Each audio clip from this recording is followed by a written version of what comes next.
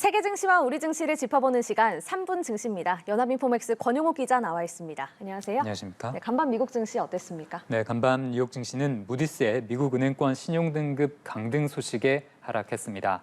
마감가를 살펴보면 다우지수는 전장보다 0.45%, S&P 500 지수는 전장 대비 0.42% 각각 내렸고요. 나스닥 지수는 0.79% 빠졌습니다. 전반적으로 시중은행과 관련한 위험 요인이 시장 분위기를 압박했는데요.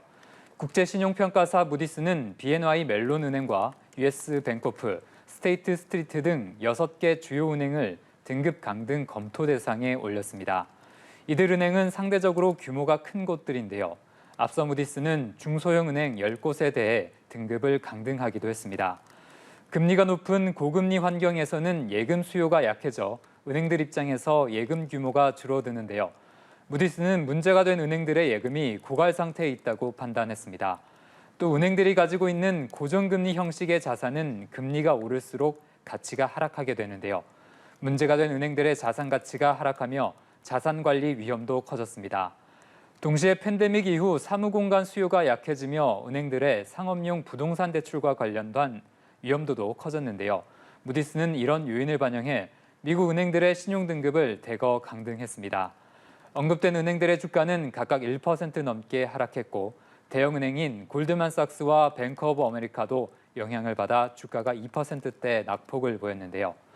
이번 무디스의 신용등급 강등은 지역은행들의 건전성에 공개적인 문제 제기를 한 것으로 볼 수 있습니다.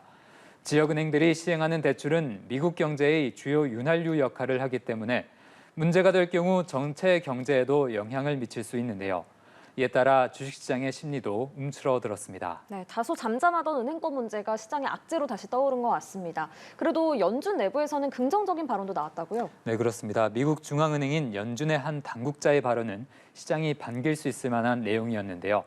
필라델피아 연방준비은행의 패트릭 하커 총재는 9월 중순까지 놀라운 새로운 지표가 없다면 인내심을 갖고 금리를 안정적으로 유지하고 이미 시행한 통화정책이 작동하도록 내버려둘 수 있는 시점에 있을 수 있다고 말했습니다. 연준의 금리 인상이 거의 막바지라는 의미인데요. 네. 패트릭 하커는 완화적인 통화정책을 선호하는 비둘기파 의원에 속하고 올해 FMC 회의에서 금리 결정 투표권을 갖고 있습니다. 네. 또 기업들의 실적 발표 거의 막바지에 이르고 있다고요? 네, 그렇습니다. 지금까지 나온 기업들의 실적은 대체로 양호한 편인데요. 실적 발표 기업의 80%가량이 예상치를 웃도는 순이익을 공개했습니다. 간밤에 눈에 띈 기업은 제약업체 일라이 릴리로 이 회사의 실적과 실적 전망치가 모두 좋게 나오면서 주가가 15%가량 올랐고요. 대체육 가공업체 비욘드 미트 주가는 실적 부진 소식에 14% 이상 내렸습니다. 네, 마지막으로 오늘 코스피 전망 짚어주시죠. 네, 어제 코스피는 미국 은행권의 신용등급 강등 소식을 선반영하며 하락했습니다. 지수는 2,574부근에서 거래됐는데요. 오늘 코스피는 어제 분위기가 이어지며 약보합권에서 출발할 것으로 전망됩니다.